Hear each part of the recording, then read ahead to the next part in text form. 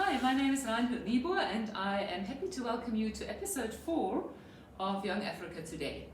Now, in the last episode, I was talking about how do we develop Africa, and I explained that I've come to the conclusion that we can't develop a place. We have to help people develop themselves, meaning each one of us has to develop ourselves. If we are living in Africa and we want to change Africa, then we have to develop ourselves.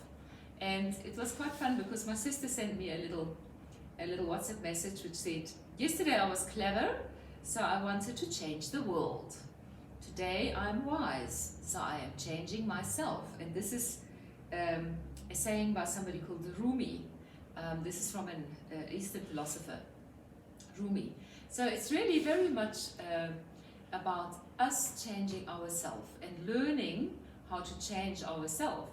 Because by changing ourselves, by changing our body, by changing our mind, by changing our emotions, and by changing the way in which we relate to God, which is our spirit, we can change. And as we change our family, we change our relationships with other people, we change our home, we change our environment, we change our community, and in that way we can build really strong countries and a beautiful continent. And so it's very much about learning to change ourselves. And so I had used the model of the mandala in order to explain that what helped me a lot when I was trying to find ways of coping better with life. This symbol helped me a lot because it really taught me that we humans consist of 4 parts. We have a body, which is represented by my feet. We have a mind, which is represented by the right hand. We have an emotion, which is represented by the left hand, which is closer to the heart, which in some cultures is the seat of emotion. And you do get heartache when you are heartbroken. It does feel sore. And we have a spirit, and that is represented by our head.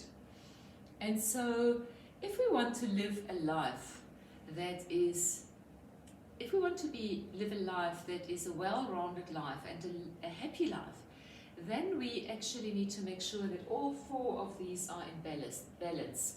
And that is where this woman that I met when I was around 30 years old explained to me that if you want to have a life, a perfect life, then you want to have perfection, which is the balance between these 4 elements in eternity.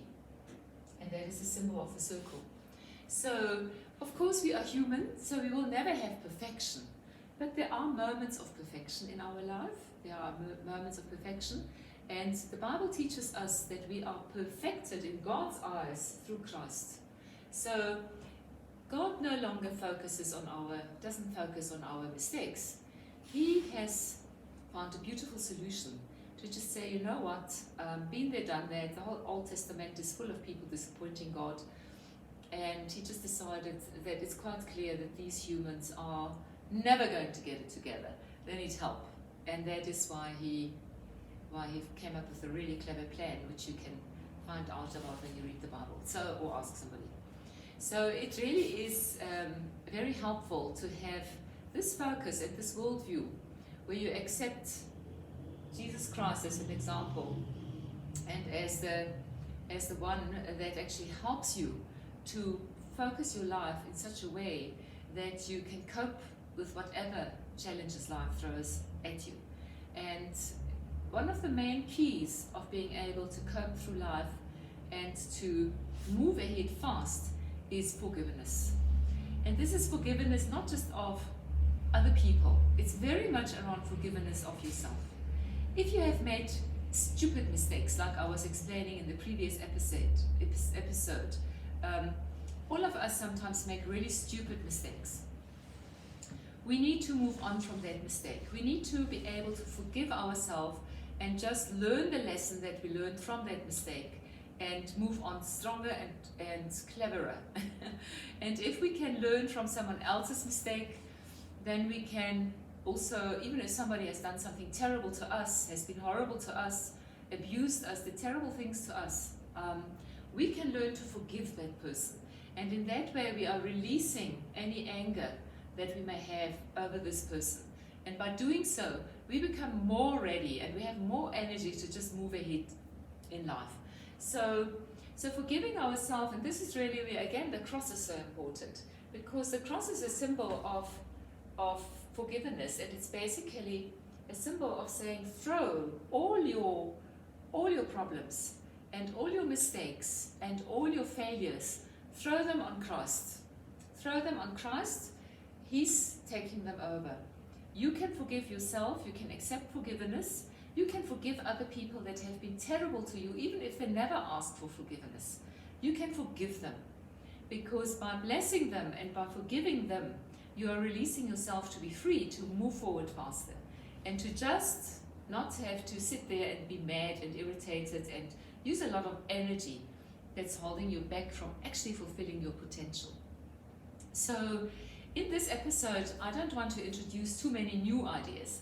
I rather want to encourage you, and I'm calling this episode Join the Conversation. This episode 4. Join the conversation. Join the conversation. Because this Young Africa vision is not my vision. It is not my vision. I have gathered a lot of information. I have had the privilege of gaining a lot of experience. I have had an absolute joy of being in the presence of many African thought leaders and thinkers through my consulting work a couple of years ago. I have learned so much and I have a lot of input. So yes, absolutely, out of that I have brought forward some ideas and some knowledge of what makes most sense in terms of creating an enabling environment for our youth in Africa to be able to develop themselves, and also for our communities in Africa to help to develop themselves. But ultimately, we in Africa all need to start talking together, because we are in this together. We want to create a beautiful Africa together. We don't want an Africa where so many people are struggling and are on a survival mode on a day-by-day basis. We don't want that kind of Africa. We want an Africa where human beings, where every child is fulfilling his or her potential. And we want to use the best knowledge, and this is what I have tried to bring together, is use the best knowledge that exists to help us humans develop. And quite frankly, the best knowledge that exists is in the Bible. That's the first thing that I have learned, is really the things that I spoke about in terms of the keys of human civilization: love, the law, and literacy. These are 3 keys of human civilization. These are 3 things that help us as individuals to develop. So if you are sitting in a desert, I was talking about the Israelites sitting in the desert. The Bible is a spiritual book. People look at it as a history book. There's a lot of history in it, but it really is a spiritual writing. It's not a historical record only. You need to interpret the things that you read spiritually. So if you are sitting in the desert, you are sitting in a place where you don't have water, meaning you feel dry, you have no inspiration, you feel hopeless, you feel lost, you feel alone. If you are in a desert, follow these 3 keys of human civilization. Firstly, choose to love God. Choose to love God. Start talking to Daddy in heaven. Start talking to Him, even if you've never spoken to Him. And make sure you speak through the right address. Because He said, there's lots of noise going on. I need one way. I'm going to talk through, talk to me through Christ. Talk to me through my Son. Talk to me through Jesus. Then I can hear, then you've got the right number. So then I can answer. But all this other noise that's going on, I'm sorry, I don't have the time. I'm not going to listen to you. You've got to, and this is what the Bible teaches us, you've got to talk to Daddy in heaven in the name of His Son, Jesus Christ. And just say, Daddy, in the name of my brother, Jesus Christ, show me the way. Send me your Holy Spirit so that I can understand how to get out of this desert. What must I do to get out of this desert? Help me to find the right path. Help me to open the right doors, close the wrong doors.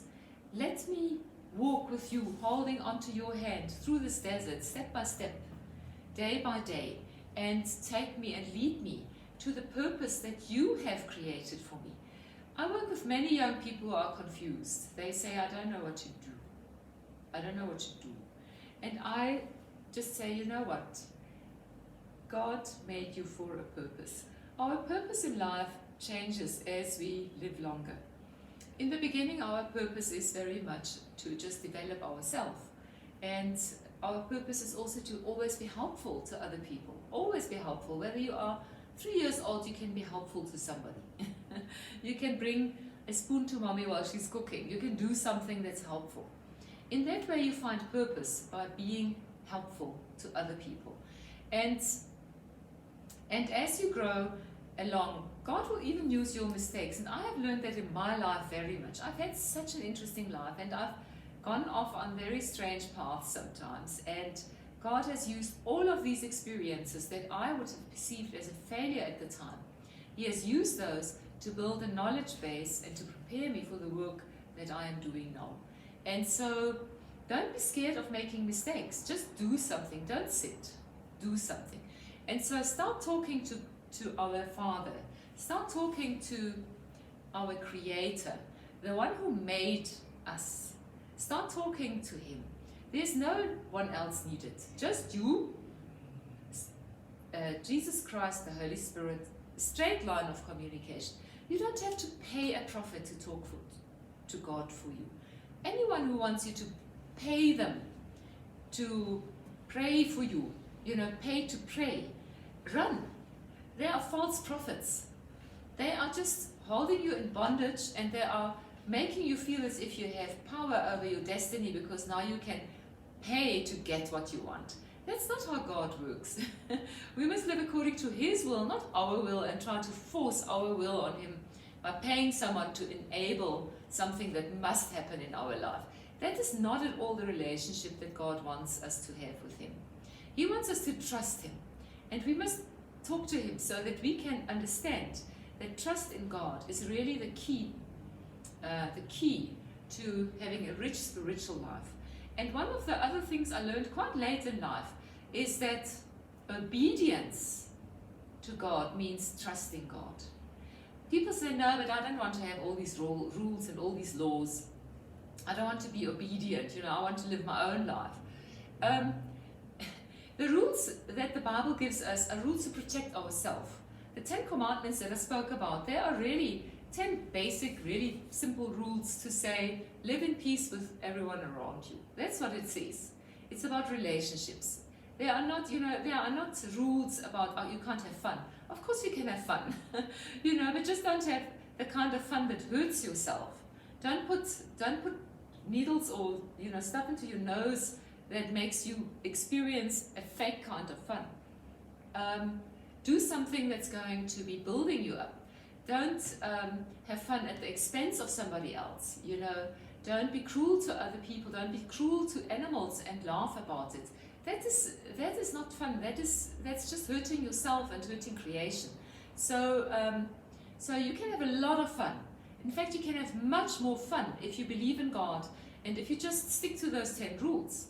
Because you don't have to deal with the schlep of having to deal with all the fallout of all the bad relationships that you are causing by doing the wrong things. Or by getting sick because you're working and having nervous breakdowns, or don't use fake stuff to keep yourself calm, like pills and nicotine and alcohol. You don't need this. God has given your body everything that it needs. The main thing is just that you need to understand how to enable your body to be able to continue producing the things that you need to manage your stress. But that is another episode. I'm not going to talk about that now. I just wanted to say that in this episode today, I wanted to summarize a little bit the things that I've spoken about in the first 3 episodes. This is my first week of doing this program. And at the end of the week, I will always try to summarize a few of the things and also encourage you to join the conversation. Join the conversation.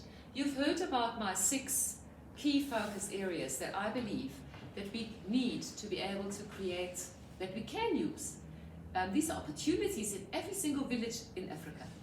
There are, in fact, opportunities for every single village across the world. Why? Because there's people living there. Human beings need services that are related to health.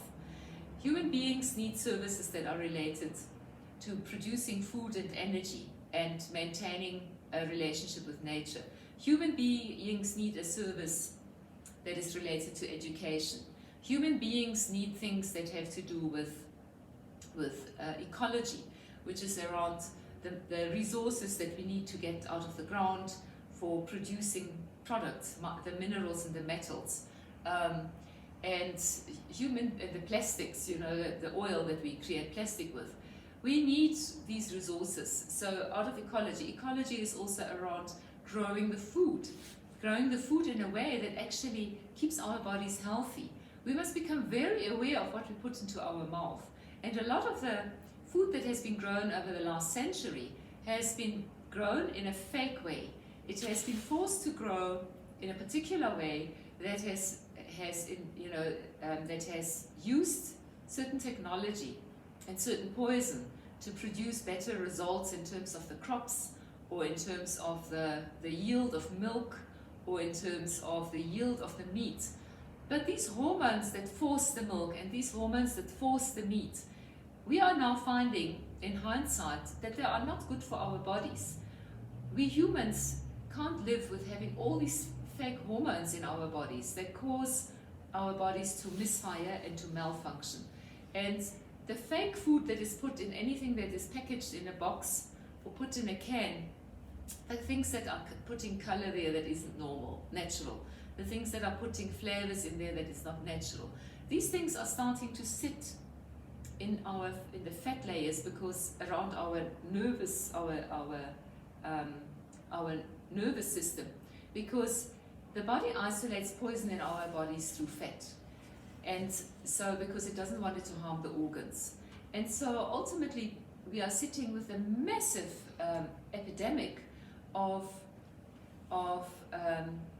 cognitive diseases like Alzheimer and Parkinson's, that are preventing the muscles to work effectively, that are preventing the brain from working effectively, in people who have lived in the last century and have not been aware of how the food that they are eating is actually affecting their health. And so we need to learn from these mistakes, and we need to improve on them. So in terms of ecology, we need a lot of people producing food that is organic, that is fresh, that isn't preserved by anything, but that is actually giving us the best possible food that we need to maintain health in our bodies. It is a very strange concept to get a pill to fix things that are wrong. It is a very new concept in a way, that has become very strongly marketed, and there are lots of people making a lot of money out of these pharmacological products. I'm not saying that they are not helpful products. Absolutely, science is critical and research is amazing, and we need to continue doing that. But we also need to understand that the first answer is support your body to be healthy by taking the right kind of food into your body. So that is ecology. There's a lot of exciting things that we can still find out about that. And every community starts with food. People cannot live without food.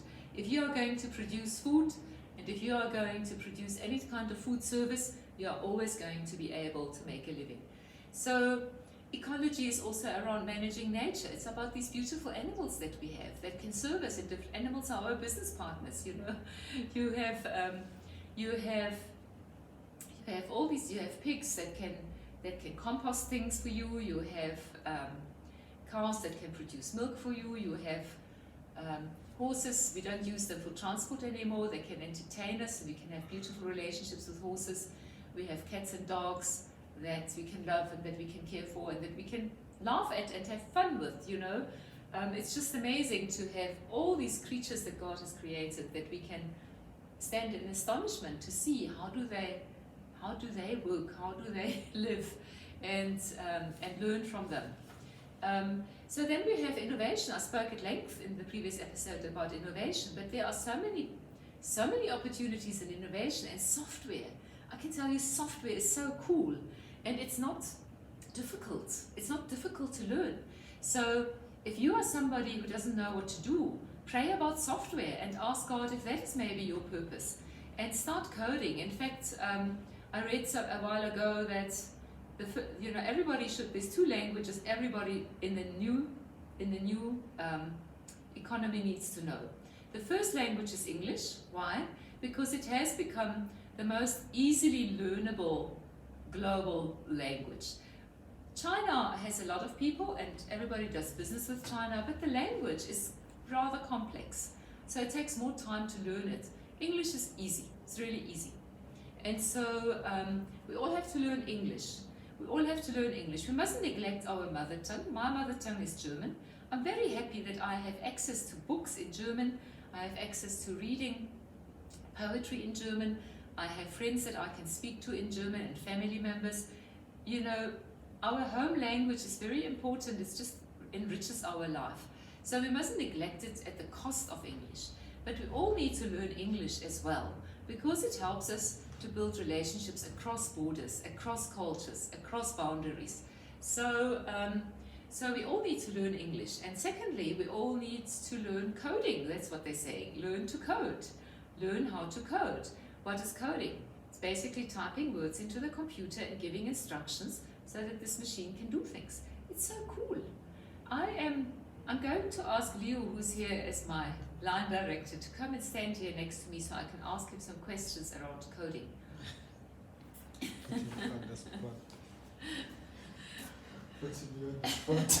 I'm putting him on the spot. But you know, you just amaze me with the fact that you just love coding and you just have figured it out. And you just know what it can do. How did you get interested in coding?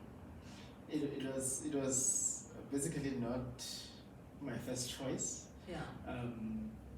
My first choice, I would say I wanted to be a doctor, but due to lack of funds, then that is how I got into coding. I first went to study IT and user computing. I'm not sure if you're familiar with that. Yes. Yeah, and so that introduces you to HTML and CSS. So it's just the basics of HTML and CSS. Yeah. And that's when I realized this is so easy. So what is an advanced level of this? Yes. Then I got into development. Okay. Then the rest is history. Yeah. Yeah. And so now you enjoy it? Enjoying is an understatement. Oh, really? I live by it. I live by coding. Yeah. Yeah. Don't you want to look into the camera so that everybody can see your beautiful face? I'm not sure about beautiful though. So if you want to encourage a young person in Africa who doesn't know what to do and is sort of listening to you and thinking that this sounds interesting, what would you suggest that they do as a very first step? The very first step, I'd say, one needs to first do research, first understand what it is required out of you if you intend to follow coding, for example. So you need to first do thorough research, find out the kind of markets that you can get into, because the market is unlimited. Then from there one can start studying end-user computing. End-user computing is basically the administration part of IT. So it introduces one to HTML, like I mentioned earlier, HTML and CSS. So that is the entry level. If you find that easy, or if you succeed in doing that, then you're going to get into technical support. Then once done with technical support, you can do systems development. And then from there, the rest can be history. Thank you very much. That was really nice. I will invite you again on another episode. Thank you. Okay, so you can see Leo moved into coding, and now he is writing a lot of the scripts. Scripts is the sentences that are making 2 different computer systems talk to one another in my company. I have a company that's a software company, and this company, in fact, I put together because it is going to give opportunities to you, and really anybody in the world can make a living using the software that I have identified and pulled together into this company. And so I won't talk about that now, but really, as you as you explore how amazing the software is that we have here there's no reason for anyone to be unemployed. In fact, you can be self-employed very, very quickly. It may be a little bit more difficult to be a business owner, but you can be self-employed very, very quickly by providing a service online using skills that you learn or skills that you have already. One of the interesting skills, and I'm talking about language at the moment, is that there is now an opportunity for you, if you can speak English, just speak English like I'm speaking English. If you're able to speak English well already, then you can simply log in and register on a system, and I'm going to tell you about the system. It's called Cambly, because I can really recommend this. It's called Cambly, C-A-M-B-L-Y. So go into the internet, type in Cambly, and sign up as a tutor. You can earn 150 Rand an hour just talking to somebody who wants to learn English.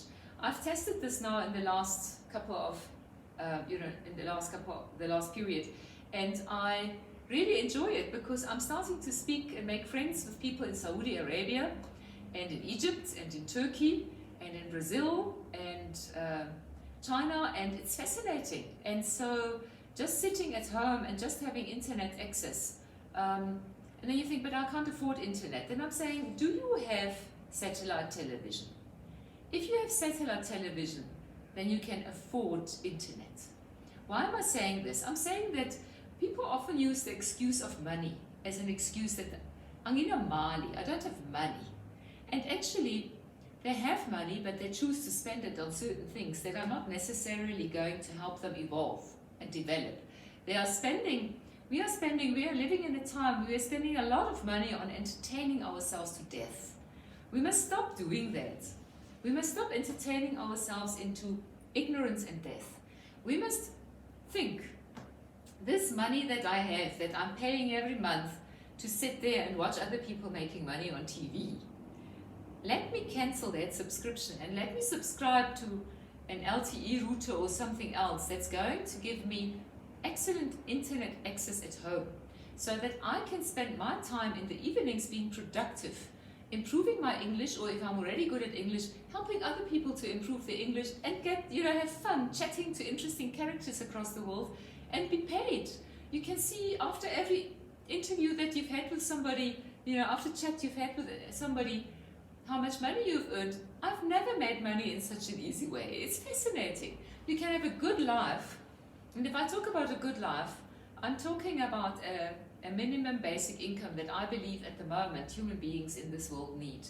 We need a basic income of $1,000, whether we live in Germany, whether we live in America. If we live in the UK, we'll struggle, but anyway, we can probably make it happen. But we need $1,000 in order to be able to live above subsistence level, above survivalist level. And with Cambly, you earn enough that if you work 7 hours a day, you'll probably work 8 hours chatting to people, but because there's some breaks when people, when your first one conversation has ended before the next one starts, in the end you'll work for 7 hours on only 4 days a week, and you can earn 16,000 Rand a month. That's a life. That's a wonderful life. Doing something that's fun, building a relationship with someone from another part of the world, getting to know the world from the comfort of your own home. You can ask questions about Turkey. Have you ever thought of Turkey? I haven't really thought much of Turkey. I know Istanbul is a very interesting city. Kuwait, I had a very interesting conversation with someone from Kuwait. It was just amazing to have this conversation with this person. And I just see this technology as an absolute gift from God to help build relationships across the world and to share our knowledge with one another. So basically what I'm just saying is that in this particular episode, like I said, I didn't want to introduce a lot of new concepts. I wanted you to join the conversation. And so just in closing, I want to say to you that I have created pages on Facebook. There's a Young Africa Health page, there's a Young Africa Education page, there's a Young Africa Ecology page, innovation page,